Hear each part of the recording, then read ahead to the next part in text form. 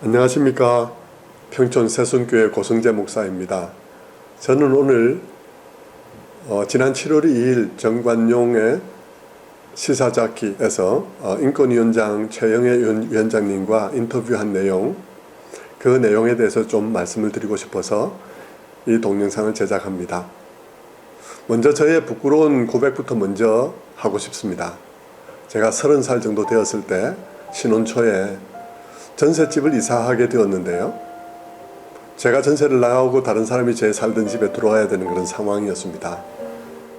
그런데 다른 사람들이 저의 집에 와서 집을 보는 것이죠. 그런데 사실 저의 집에는 문제가 좀 있었습니다.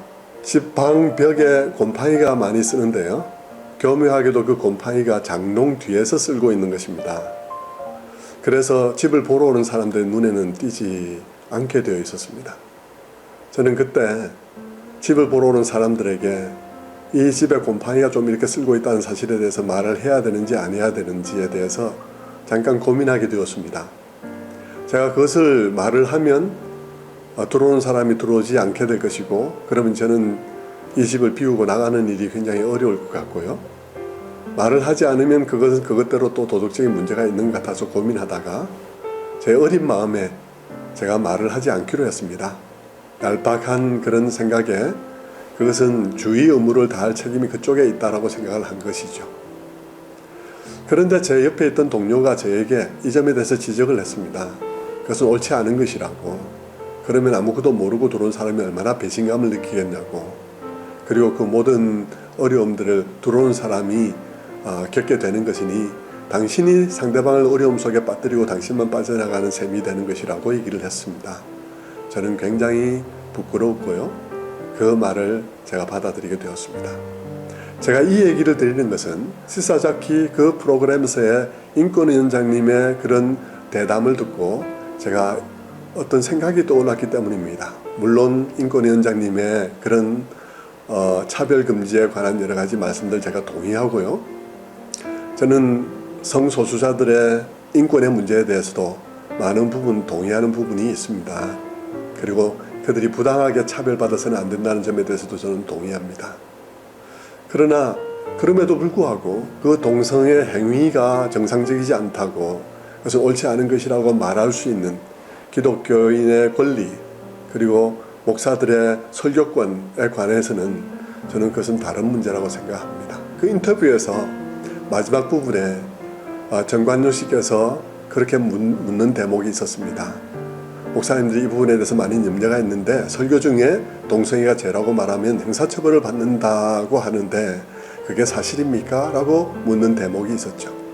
그때 최영애 인권위원장님께서는 전혀 그렇지 않습니다 라고 말씀하시면서 분명하게 말해달라는 그 말씀에 대답하기를 이렇게 말씀하셨어요.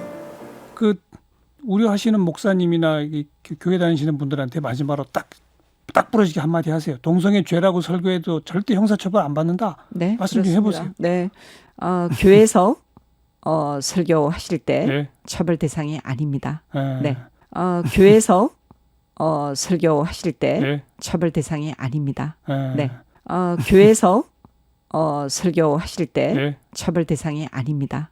네. 인권위원장님께서는 이렇게 대답하셨습니다. 목사님들이 교회에서 설교 중에 동성애가 죄라고 말씀하신 건 전혀 형사처벌을 받지 않습니다. 목사님들이 교회에서 설교 중에 이렇게 말씀하셨죠. 얼른 보면 보통 그냥 들으면 그 말은 목사님들이 전혀 그런 말씀하셔도 처벌받지 않습니다 라고 말하는 것 같이 들렸습니다. 그러나 실은 그 말의 뜻은 교회에서 설교 중에 그 말을 하는 것은 처벌받지 않지만 나머지의 경우에는 처벌받을 수 있습니다 라는 말로 제게는 들렸습니다. 만약 그것이 맞다면 그 말은 그렇게 해서는 되는 말이 아니라고 생각합니다. 왜냐하면 인권위원장님께서는 이 이슈가 기독교인들에게 왜 문제가 되고 있으며 목사님들이 정말 이슈로 삼고 있는 것이 무엇인지를 알고 계시기 때문입니다. 목사님들은 설교 중에 한 말을 가지고 처벌받느냐의 문제만이 문제가 아니고 이 이슈 자체에 대해서 전혀 다른 곳에서 거론할 수 없다는 그 사실에 대해서 목사님들은 문제를 삼고 있는 것입니다.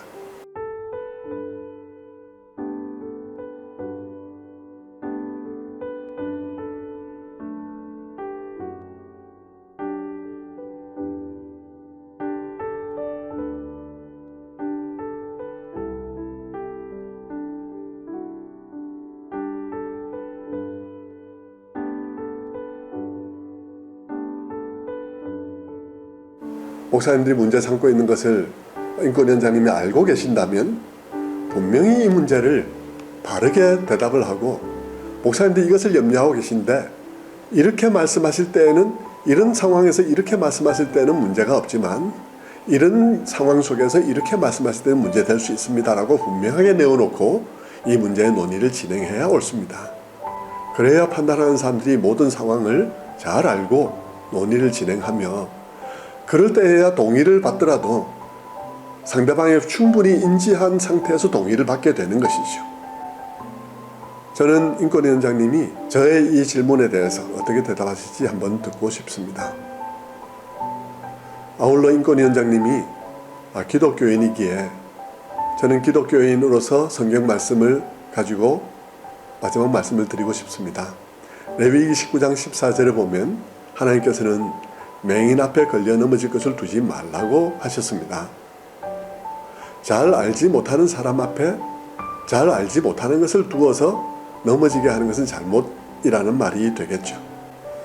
오늘 이 문제를 인권위원장님은 대한민국에서 가장 책임 있는 분으로서 이 문제를 유권적 해석을 해주셨는데, 그것이 교묘하게 이 부분에 대해서 분명하게 클래리파이 되지 않은 부분이 있다면, 그래서 그것 때문에 사람들이 마치 아무런 문제가 없는데 기독교인들이 또 목사님들이 문제를 삼고 있는 것 같이 만들고 있다면, 그것은 인권위원장님으로서 적합한 처신은 아니라고 생각합니다.